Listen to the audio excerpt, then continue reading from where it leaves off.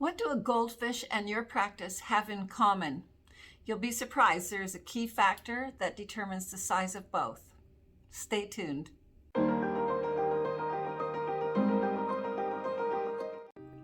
When you talk about growth, it's actually true. Goldfish and your practice have something in common.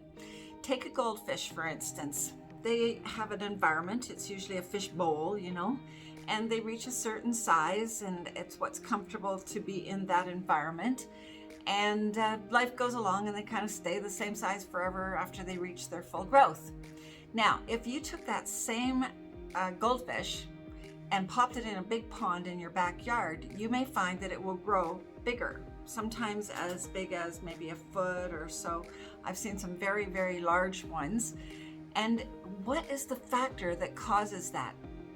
One of them is definitely that it has a bigger environment to grow into, whereas your practice, that would be a difficult thing because it's a certain size, unless you want to grow the size and actually find a new venue and so on. But there's another factor that's in common, and it has to do with growth is caused by discomfort. And a goldfish, when it gets put into a bigger pond, may have other things that are very uncomfortable for it, like frogs that might eat them, or other bigger fish, or the algae there may not be compatible to it, and so on. So it's in a more, not dangerous, but uncomfortable environment. Let's call it that.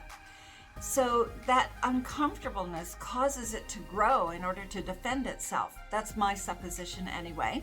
And I think it very much applies here to practices because, your practice can get to a certain size and you can get very comfortable with it. It may not be very efficient, and your staff may not be the ideal staff doing the ideal things, and maybe you're not seeing enough new patients to make you totally happy, but you kind of get comfortable about it and you try different things, and maybe they weren't the right things, so you kind of give up after a while and just sort of sink into this comfort and you stay a certain size.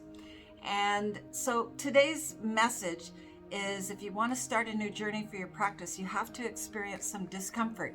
Now, that discomfort can be brought about in several different ways. Let's take the main one is maybe you have a pandemic that forces you into a whole new normal, as it's being called.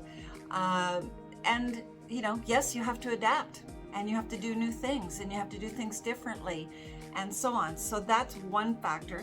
But sometimes you're just tootling along, sitting in your comfort zone, and you yourself have to go, wait a minute, I want to change. So that demand for improvement from yourself to yourself is probably just as key as having some other external influence pushing you into a new direction. So if you haven't got one of those happening, but you wake up one morning and go, you know what, I need to change. It's time to look for someone to help me grow. Because when you get doing things a certain way, that's what you know how to do. And if you want to do something different, then you need to find some new ways to do those different things, right? It just makes sense. I think that has to do with the definition of insanity, doing the same thing over and over again, expecting a different result. Doesn't work.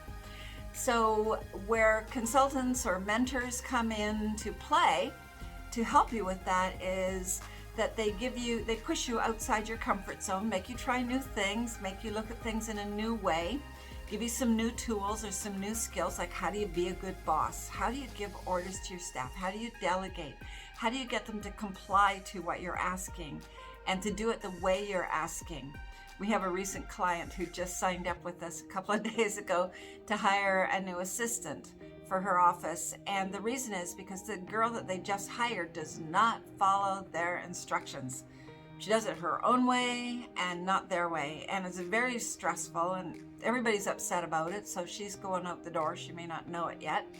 And we got hired and we've helped her word a very good ad that she put into the ether through Indeed out there.